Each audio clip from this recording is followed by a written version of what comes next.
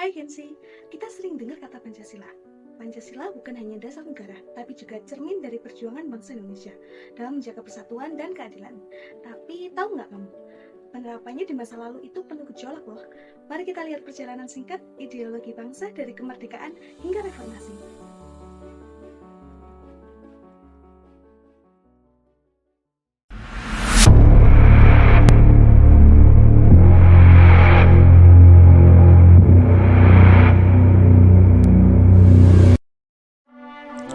Pancasila ditetapkan pada tanggal 18 Agustus 1945 melalui pembukaan Undang-Undang Dasar tahun 1945 dan menjadi dasar negara bagi bangsa Indonesia.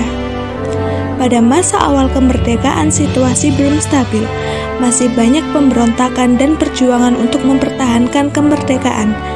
Pada tahun 1949 sampai 1950, Indonesia sempat menjadi Republik Indonesia Serikat atau yang lebih dikenal dengan Konstitusi RIS. Pancasila hampir hilang dan diganti dengan Konstitusi Federal. Namun, sistem federal dianggap tidak sesuai dengan semangat bangsa. Akhirnya, kembali ke Negara Kesatuan Republik Indonesia dan Undang-Undang Dasar 1945. Pancasila diuji berbagai pemberontakan, mulai dari pemberontakan bersenjata hingga tarik-menarik politik seperti PKI dan Darul Islam. Di masa demokrasi terpimpin, Pancasila bahkan ditarik ke politik kekuasaan lewat konsep Nasakom, yaitu nasionalisme, agama, dan komunisme. Namun, terjadi penyimpangan dari prinsip demokrasi dan kebebasan. Pancasila berkembang mengikuti dinamika politik, sosial, dan budaya bangsa. Tujuannya untuk menjaga persatuan, keadilan, dan kemanusiaan di tengah perubahan zaman. Sekarang, fokus ke periode Orde Baru dari tahun 1966 hingga 1998. Awalnya, Orde Baru berjanji melaksanakan Pancasila dan Undang-Undang Dasar 1945 secara murni dan konsekuen, menjadikannya periode penanaman ideologi yang paling masif. Peristiwa utamanya adalah penetapan P4 atau Pedoman Penghayatan dan Pengamalan Pancasila dan Asas Tunggal. Semua organisasi politik, sosial, hingga kemasyarakatan wajib mencantumkan Pancasila sebagai satu-satunya asas.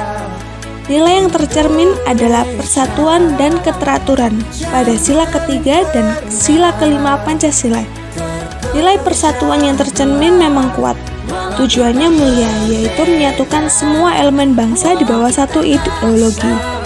Namun penerapannya seringkali menjadi alat kekuasaan, di mana Pancasila digunakan untuk menyeragamkan pemikiran dan membungkam kritik politik.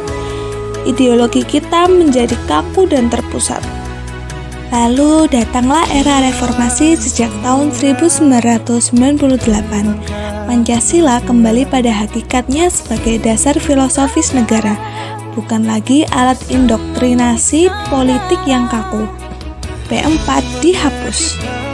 Reformasi mengajarkan bahwa interpretasi Pancasila tidak boleh dimonopoli.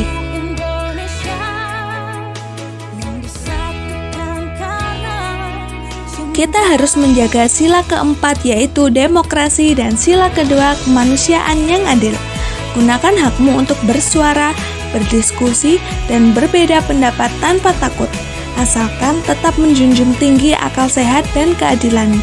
Jangan biarkan ideologi ini menjadi kaku dan dimonopoli lagi.